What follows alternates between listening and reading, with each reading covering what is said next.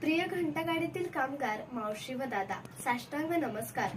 तुमच्याशी थेट कधी बोलणं झालं नाही, पण आज मनातून तुम्हाला काहीतरी सांगावंसं वाटलं म्हणून हे पत्र लिहितेय।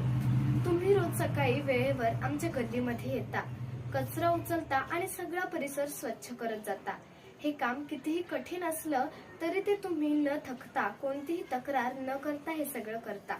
खरं सांगायचं तर आम्हाला तुमचं खरं मोल कधी जाणवलंच नाही, पण विचार केला तर तुमच्या मेहनतीमुळेच आपलं गाव, आपले शहर स्वच्छ आणि सुंदर राहू शकतं। तुमच्या कामासाठी किती जिद्द आणि सहनशक्ती लागते हे समजायला वेळ लागला।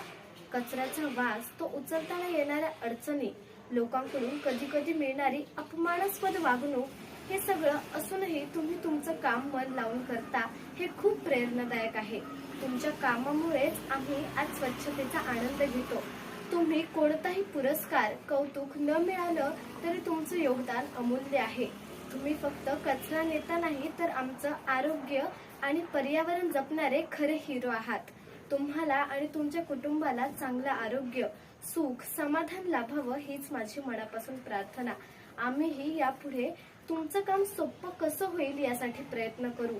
कचरा योग्य प्रकारे वर्गीकरण करून देऊ, प्लास्टिक कमी वापरू आणि स्वच्छतेचीही काळजी घेऊ। तुमचं मोल खरंच मोठं आहे। तुमच्या कष्टांबद्दल मनापासून आभार।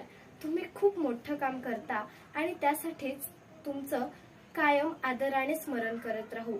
आपल्या सेवेसाठी धन्यवाद। आदरपूर्वक, संस्कृती।